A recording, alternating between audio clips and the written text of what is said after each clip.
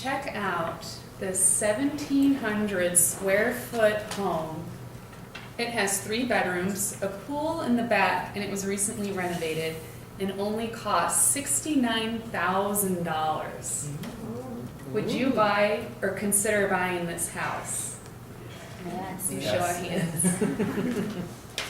I did too. In fact, this little house here is the one that I obsessed over for about 3 months, looking at realtor.com, when I first started thinking about buying a home. And on a whim, I decided I'm just going to call the realtor and see if I can see it. Lucky enough, it was still available, so we went, but the realtor was acting really nervous and kind of odd. And he almost backed out at the last minute, saying that he didn't realize that the owners were going to be home, and that was going to be a problem. Well, he knocked on the door, and the owner was fine with us coming in, so we went in to see the house, and there were about 5 people in there, probably in their 20s, and they were all very surprised to see us. I didn't think anything of it. I just took my pictures, and it wasn't until we got out that I realized what the problem was. The realtor turns to me and says, "Well, you probably realized by now that this is a meth house." A meth house? And I'm sitting here taking pictures. It turns out that there were bullet holes in the master bedroom, bullets next to the bed, and the realtor didn't think to tell me ahead of time that he had actually gotten into a fist fight with the owner on a previous occasion. So that takes me to my first point in my newfound methodology of finding your ideal home. And that is that you should think about the social environment that you're going to live in before you even take a look at what houses might fit your fancy. The second factor that I'm going to talk about today is proximity. And specifically, proximity to the things that you really care about is important in selecting a home. And the third factor that I'm going to talk to you about today is finding a home that fits your lifestyle. So, back to social environment. I found a great website, and it's called crimespot.com.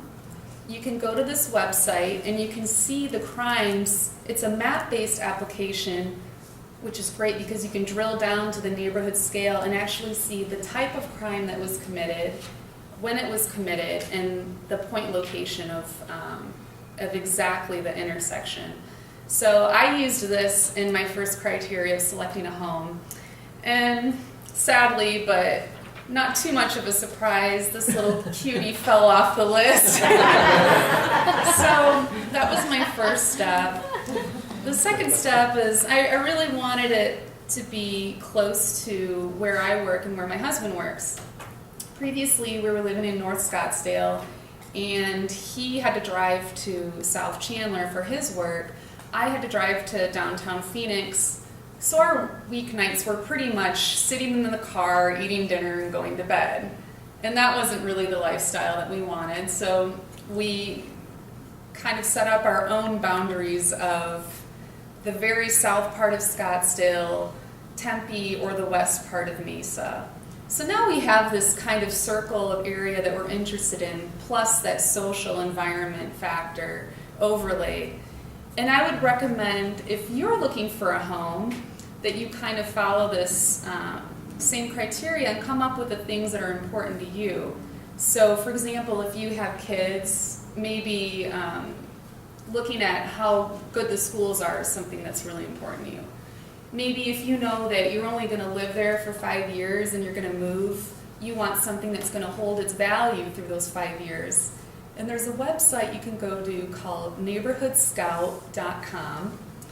And it's another map-based application. And what I really loved about this research tool is it will show you at a neighborhood scale a gradient from small to large or good to bad or however you want to look at it for all kinds of socioeconomic variables. So you can look at schools, you can look at property values, it was really useful for us in kind of pinpointing the area that we wanted to live in. Now, the third thing, and you can see the green light just came on, and I haven't even talked about houses yet. And that's intentional. I realized going through this process that the research really begins before you even look at the house itself. So once you kind of have these boundaries set up of this is where we want to live, now's the great time to go speak to a realtor that you trust and ask that person to find homes for you in those areas. And I would recommend to find homes that have a design that fits your lifestyle. So if you can ask yourself, does this fit what I like to do with my time? That's probably going to be a good start at finding the right home for you. For us, living in North Scottsdale, we were in a small 3-bedroom apartment, and I have a daughter. So my husband lucked out. He got the 3rd bedroom as his man cave, but I got this tiny little corner in the bedroom to do my studying, which, by the way, the wall shared the living room wall where everybody watches TV. So I'd be trying to type up a paper on neighborhood resiliency while listening to someone get shot on the latest Breaking Bad episode. So it just really wasn't a good setup for us. This is the house that we ended up buying last April, and I'll just pass it around because I know it's a little bit dark. We opted for more bedrooms, so now we each have our private space. We're all happy, we're comfortable, it fit all of our criteria, and it really would have been a mistake to make this other purchase because it wouldn't have met the criteria we had for where we wanted to live, the social environment how safe we wanted our neighborhood to be, and also the size. So I would recommend to you to follow these 3 factors if and when you decide to take the plunge, and I'm sure that you'll find your ideal home as well. Thank you.